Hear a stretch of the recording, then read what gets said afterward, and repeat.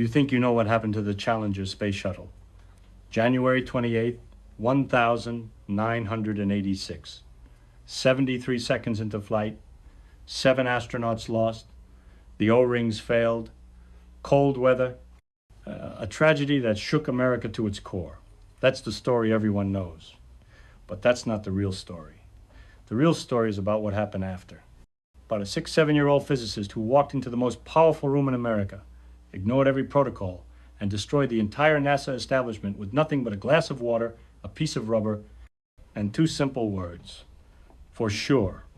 Let me tell you about Richard Feynman, Nobel Prize winner, quantum electrodynamics pioneer, Manhattan Project veteran, a man who spent his life asking uncomfortable questions and refusing to accept comfortable lies. In 1986, he was dying, literally, cancer eating away at his abdomen. Doctors said he had months, maybe weeks. His wife begged him not to take the commission assignment. "Dick, you're too sick." But when President Reagan called, when they asked him to investigate the worst disaster in NASA's history, Feynman couldn't say no. Not because he wanted glory, not because he needed recognition, because he smelled something rotten. And Richard Feynman had spent 70 years following bad smells to good science. The Rogers Commission, 13 distinguished Americans, former astronauts, military generals, corporate executives, and 1 physicist who didn't give a damn about politics. They gave him the fancy conference room in Washington. Leather chairs, mahogany tables, briefing books 3 inches thick. Everyone in their best suits, speaking in careful, measured tones about acceptable risk parameters and probabilistic failure analysis. Feynman sat in the corner, wearing a rumpled shirt, taking notes in a composition notebook like a kid in high school. But he wasn't writing down what they were saying. He was writing down what they weren't saying. The official investigation was a ballet of bureaucratic doublespeak. NASA officials in their pressed uniforms explaining how spaceflight was inherently dangerous. Contractor representatives with their PowerPoint slides showing acceptable failure rates. Everyone had charts. Everyone had data. Everyone had reasons why this terrible thing happened, but nobody was to blame.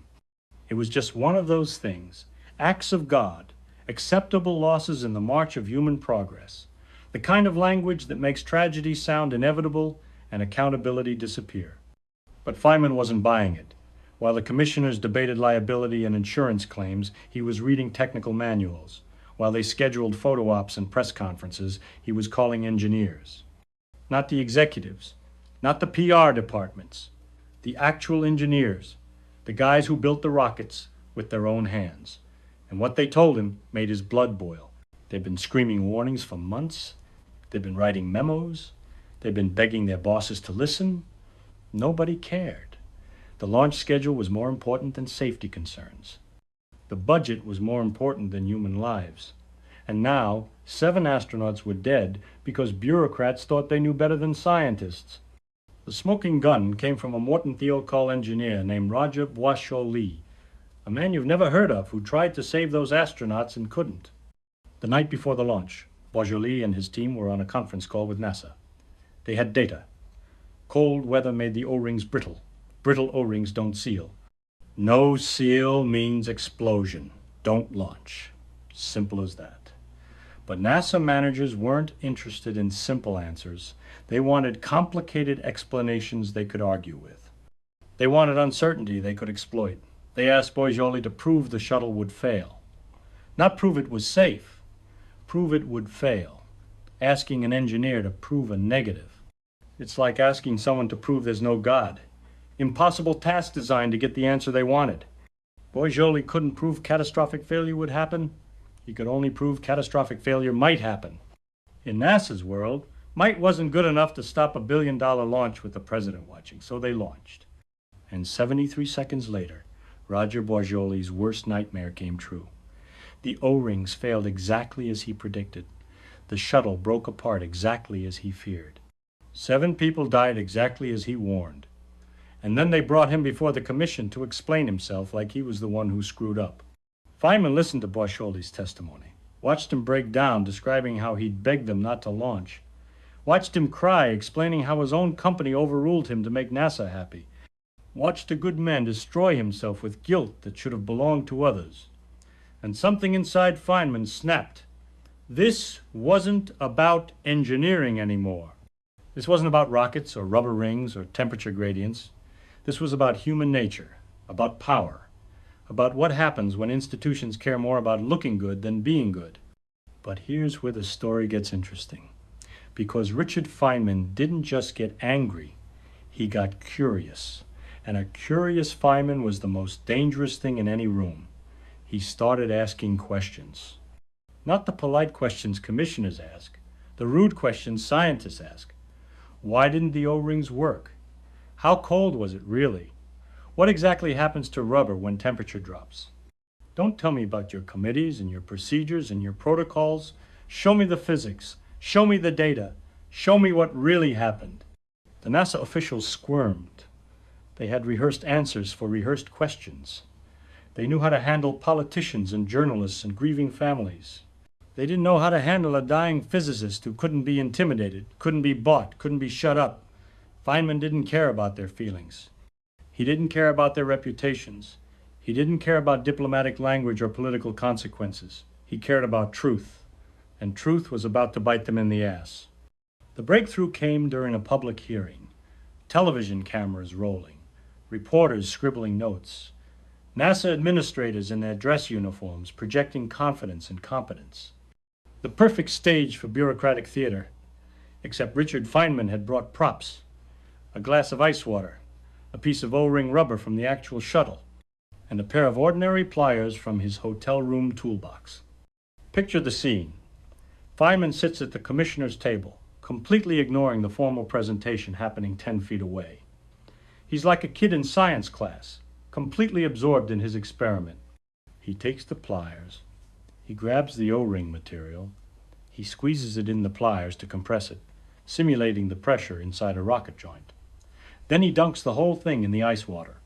The temperature drops to 32 degrees Fahrenheit, exactly the temperature at Cape Canaveral on the morning of January 28th, 1986. The room goes quiet. Even the NASA officials stop talking. Everyone's watching this crazy old physicist playing with rubber and water like he's making a peanut butter sandwich. Feynman pulls the compressed O-ring out of the ice water. He releases the pressure from the pliers. In normal conditions, the rubber should spring back to its original shape immediately. That's what O-rings do. That's why they work. Elastic recovery. But this O-ring doesn't spring back. It stays compressed, dead, useless. A gasket that can't seal because the cold made it stiff as a board. Feynman holds up the failed O-ring for everyone to see. Television cameras zoom in. The whole country is watching. And in that moment, with that simple demonstration, he destroys NASA's entire narrative. All their charts and graphs and technical briefings and expert testimony blown away by a 10-cent piece of rubber and a glass of hotel ice. He looks directly into the camera and says the words that end careers. For successful technology, reality must take precedence over public relations, for nature cannot be fooled. The aftermath was swift and brutal. NASA administrators, who had been supremely confident that morning, were updating their resumes that night. The managers who overruled the engineers found themselves explaining to congressional committees why they thought politics was more important than physics. The whole culture of acceptable risk and managed failure collapsed under the weight of one simple demonstration that anyone could understand. Cold makes rubber stiff. Stiff rubber can't seal. No seal equals explosion. 7 dead astronauts. End of story. But here's what really bothered Feynman about the whole disaster. It wasn't just that NASA got the engineering wrong. It was that they got the honesty wrong. They had become an organization more interested in appearing competent than actually being competent. They had layers of management whose job was to translate bad news into good news. They had committees whose purpose was to spread responsibility so thin that nobody was accountable for anything. They had a culture where telling your boss what he wanted to hear was more important than telling him what he needed to know. The Rogers Commission final report was everything Feynman expected. Hundreds of pages of careful language designed to assign blame without pointing fingers. Recommendations that sounded tough but changed nothing fundamental. The kind of document that lets everyone feel like justice was served without anyone actually paying the price. But Feynman wasn't satisfied with diplomatic conclusions and bureaucratic solutions. He wanted the truth in black and white. So he wrote his own report, a personal addendum that cut through the bullshit like a laser through tissue paper. In his appendix to the official report, Feynman laid out the real problem. NASA management believed there was a 1 in 100,000 chance of catastrophic failure. NASA engineers knew there was a 1 in 300 chance. That's not a small disagreement.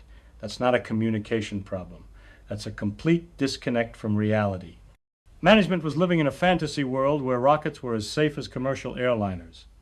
Engineers were living in the real world where rockets were experimental machines that blew up regularly. And when fantasy met reality, reality won. It always does. The scariest part wasn't the O-ring failure. Rubber seals fail all the time. The scariest part was how NASA had convinced itself that failure was impossible. They had taken a dangerous machine and pretended it was safe. They had taken acceptable risks and pretended they were no risks. They had taken engineering problems and turned them into public relations opportunities. And when the machine finally did what dangerous machines sometimes do, they acted shocked, like nobody could have seen it coming, like there was no way to prevent it. Feynman's ice water demonstration became legend. Every engineering student learns about it. Every safety officer quotes it. Every whistleblower references it. But most people miss the deeper lesson. The real lesson isn't about rubber seals or cold weather or rocket science. The real lesson is about intellectual honesty, about the courage to admit when you don't know something, about the difference between confidence and competence, about what happens when organizations care more about their image than their integrity. You see, Richard Feynman understood something that NASA management had forgotten. Nature doesn't negotiate. Physics doesn't care about your schedule. The universe doesn't respect your authority or your budget or your political pressures. When you're dealing with reality, you don't get to choose your own facts. You don't get to wish away inconvenient truths. You either respect the science or the science will teach you respect. And it's not always a gentle teacher. The Challenger disaster should have been preventable. The engineers knew, the data was clear, the warnings were explicit. But institutional momentum is a powerful force. Once an organization commits to a course of action, it takes enormous courage to change direction. Someone has to stand up and say, this is wrong. Someone has to risk their career to save lives. Someone has to value truth more than comfort. Roger Borjoli tried. He failed. Richard Feynman succeeded. But he succeeded because he had nothing to lose and everything to gain by telling the truth. The irony is beautiful and tragic. The man who helped build the atomic bomb, who contributed to the most destructive force in human history, ended his career saving lives by preventing future disasters. The same scientific integrity that made the Manhattan Project possible made the Challenger cover-up impossible. Feynman approached both challenges the same way, with ruthless honesty, with intellectual courage, with complete dedication to understanding reality as it is, not as we wish it were. There's a deeper lesson here about how truth emerges in complex organizations. It doesn't come from committees or reports or official investigations. It comes from individuals with the courage to ask uncomfortable questions and the integrity to accept uncomfortable answers. Feynman didn't discover anything the engineers didn't already know. He just had the platform and the courage to say it publicly, to perform the demonstration that made denial impossible, to translate technical knowledge into common sense that everyone could understand. The glass of water experiment works because it's undeniable. You can argue with charts, you can dispute statistics, you can question methodology. You can't argue with a piece of rubber that won't spring back. Reality has a way of cutting through bullshit when you give it the chance. The problem is that most organizations don't give reality that chance. They prefer the comfort of consensus to the harsh clarity of truth. But the most remarkable part of Feynman's investigation wasn't the famous ice water demonstration. It was what happened behind the scenes.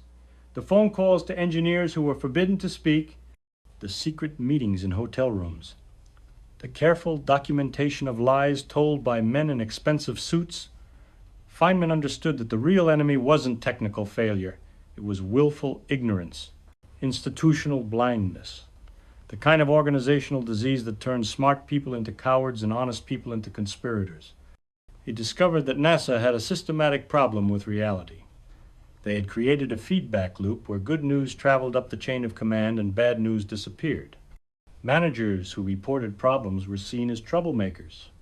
Engineers who raised safety concerns were transferred to different projects. The organization had evolved to protect itself from uncomfortable truths.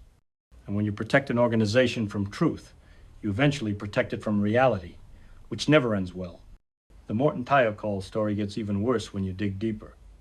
The engineers didn't just warn about O-ring failure once, they'd been screaming about it for years. Alan MacDonald, the senior engineer, had refused to sign the launch recommendation. He told his bosses point blank, "If anything happens to this crew, I wouldn't want to have to stand in front of a board of inquiry and explain why I launched." His reward for this integrity? He was removed from flight readiness reviews, silenced, made invisible. Roger Boiscioli had written memo after memo documenting O-ring problems. He had photographs of damaged rings from previous flights. He had data showing erosion patterns. He had everything except a boss willing to listen. The night before the launch, during that fateful teleconference, Boiscioli and his team presented their data one more time. Temperature versus O-ring resilience. Clear correlation. Obvious conclusion. Don't launch in cold weather. But NASA had a different priority. They'd already delayed this launch multiple times. The media was getting impatient. The president was planning to mention the Teacher in Space program in his State of the Union address. Political momentum had built up behind this mission. Changing course would mean admitting uncertainty. And uncertainty was not what NASA wanted to project to Congress, to the public, to their own employees who needed to believe in the infallibility of their engineering. So they asked Thiokol management to reconsider. Not the engineers, the managers. And managers, being managers, found a way to say yes. They told their engineers to prove the shuttle would fail, knowing that proving a negative is impossible. When the engineers couldn't provide mathematical certainty of disaster, management overruled them. Business decision, not technical, business. 7 lives weighed against budget, schedules, and political convenience. Feynman's ice water experiment was brilliant, not just because it was simple, but because it was unrehearsed. NASA had prepared for every possible question the commission might ask. They had talking points and technical briefings and expert witnesses. They'd war-gamed every scenario except one. What if someone just does the experiment right here, right now, in front of everyone? What if someone stops talking about the problem and just demonstrates it? The beauty of that moment wasn't just scientific, it was theatrical. Feynman understood that truth needs drama to penetrate institutional resistance. Facts aren't enough. Data isn't enough. You need a moment of revelation that makes denial impossible. You need to take abstract failure modes and make them concrete, visible, undeniable. That's what the ice water did. It turned engineering theory into kitchen table reality. The cameras captured everything. The compression, the immersion, the moment when Feynman released the pressure and the O-ring stayed compressed, dead rubber, failed seal, smoking gun. And then his words, delivered with the matter-of-fact tone of someone stating an obvious truth. "I took this stuff that I got out of your seals and I put it in ice water. And I discovered that when you put some pressure on it for a while and then undo it, it doesn't stretch back. It stays the same dimension. In other words, for a few seconds at least, and more seconds than that, there is no resilience in this particular material when it is at a temperature of 32 degrees. Technical language, precise description. But everyone in that room understood what he was really saying. Your rocket was doomed from the moment you decided to launch it in freezing weather. The O-ring couldn't do its job. The seal was compromised. The explosion was inevitable. And all of you knew it, or should have known it. The immediate aftermath in the hearing room was electric. NASA officials who had been confidently explaining away the disaster suddenly found themselves scrambling for explanations that made no sense. How do you argue with a piece of rubber that won't spring back? How do you spin a demonstration that any high school student could understand? How do you maintain institutional credibility when a dying physicist has just exposed your fundamental dishonesty on live television? But Feynman wasn't done. he spent the remaining months of his life documenting not just what went wrong with the Challenger, but what was wrong with NASA as an institution. He discovered that the same problems existed throughout the organization: optimistic reliability estimates, suppressed dissent, reality-resistant management structures. The Challenger disaster wasn't an accident. It was a symptom of systematic organizational failure. The personal cost to the engineers was enormous. Boisjoli suffered a nervous breakdown. MacDonald was demoted and harassed. Others who had tried to raise warnings found their careers destroyed. They had done everything right and been punished for it. Meanwhile, the managers who ignored their warnings faced minimal consequences. That's how you know an institution is truly corrupted: when telling the truth is punished and enabling lies is rewarded. Richard Feynman died 2 years later. Cancer finally got him, but his last great contribution wasn't a scientific discovery or a mathematical breakthrough. It was a lesson in intellectual courage, a demonstration that one person with the truth can defeat an entire institution built on lies, a reminder that in the end, nature cannot be fooled, and neither should we. The space program recovered. Eventually, they redesigned the O-rings. They reformed the decision-making process. They changed the culture, at least temporarily. But the real lesson of the Challenger disaster isn't about rockets or rubber or cold weather. It's about the eternal struggle between truth and comfort, between reality and public relations, between what is and what we wish were. And in that struggle, Richard Feynman showed us which side to choose. Every time, without exception, for sure.